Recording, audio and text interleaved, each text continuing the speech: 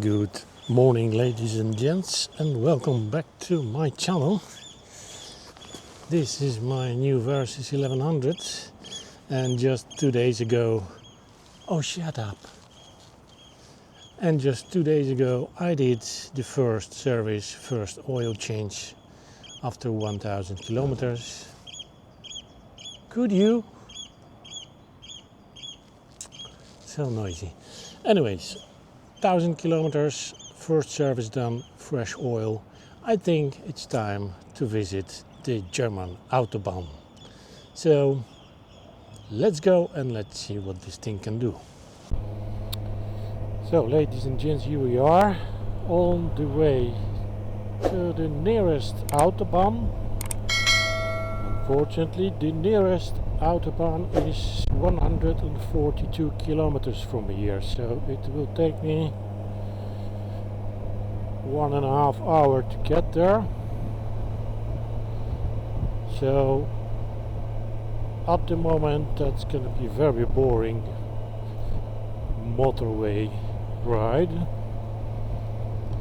and when I get there we'll see how the new Versys perform on the sport mode. So see you then. I never really planned to make this video, and I certainly didn't plan to test the top speed of my new Kawasaki Versys 1100 SE. It all started on a random day off. I woke up in the morning with no real plans and honestly had no idea what to do with myself. So without much preparation I packed my cameras, got on the bike and headed for Germany. As you'll soon notice, the audio quality is pretty terrible. The wind noise is relentless and the sound recording leaves a lot to be desired. But then again, this video isn't about the sound, it's about speed. It's about finding out what the new Versys 1100 SE can really do when given the freedom of an unrestricted German Autobahn. So let's find out. We are in Germany. No checkpoints. Good. Okay, let's find some Autobahn.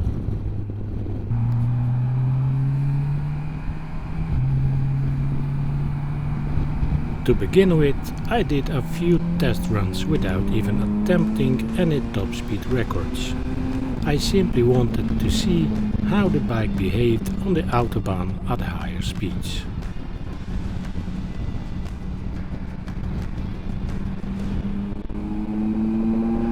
It didn't take long for the first issues to appear.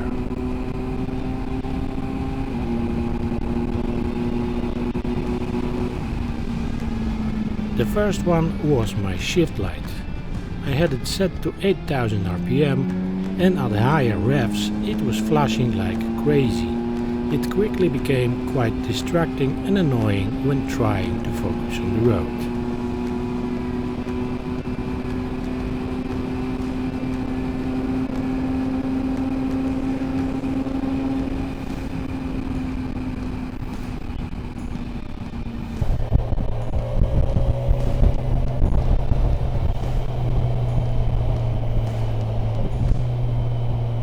So I decided to pull into a parking area, adjust the shift light settings and lower the windscreen before continuing.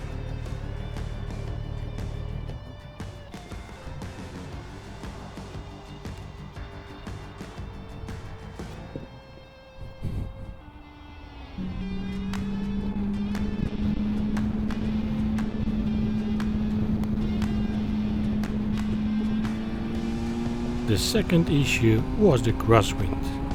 At higher speeds the gusts were strong enough to make the bike wave slightly from side to side, which definitely kept me on my toes.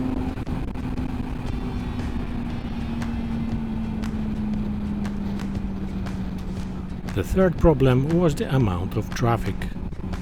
There were simply too many cars on the road, which meant I had to back off of the throttle and slow down more often than I would have liked.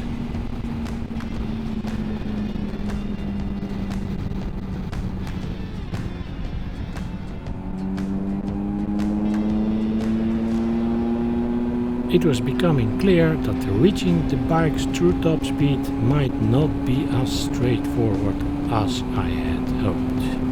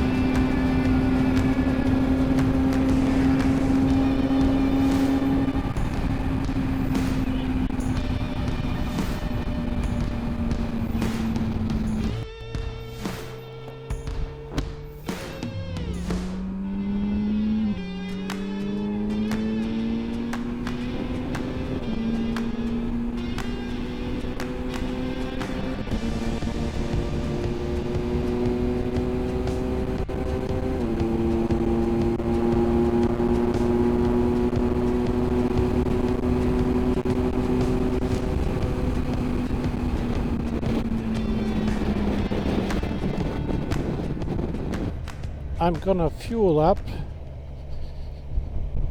because the petrol is cheaper in Germany, but also because with this speed the consumption goes sky high.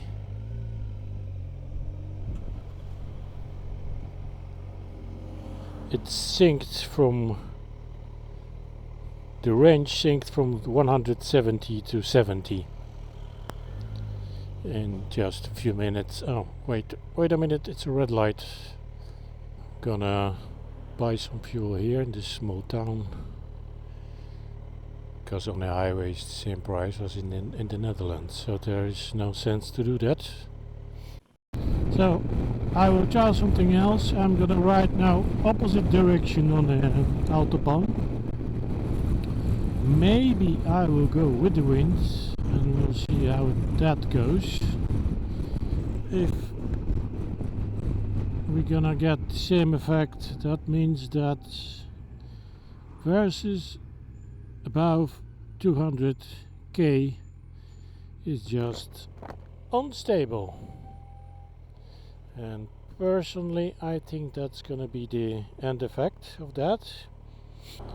But yeah, let's test first.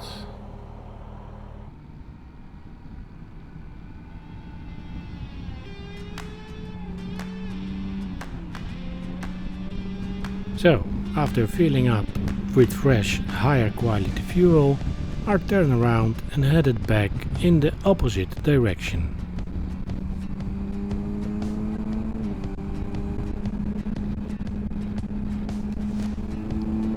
This time I decided to twist the throttle all the way and see what the bike was really capable of. The results were noticeable immediately.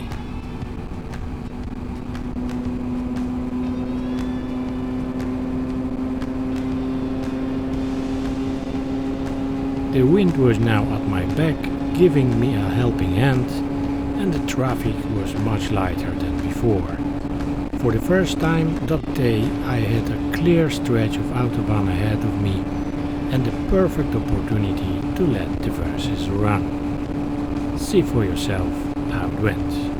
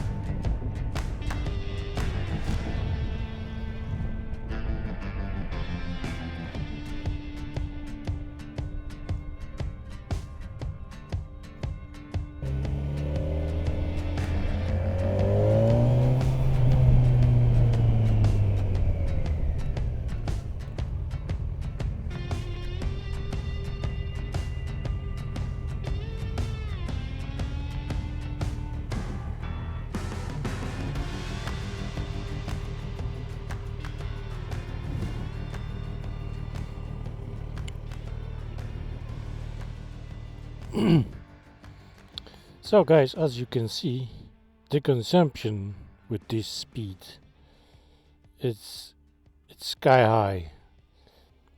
I had a range 198 plus kilometers, now I have 98 plus. Let me see, my average was 6 liters all the way here, so 150 kilometers, and when I start speeding it went up to 6.4. So it's definitely not cheap, this quick riding.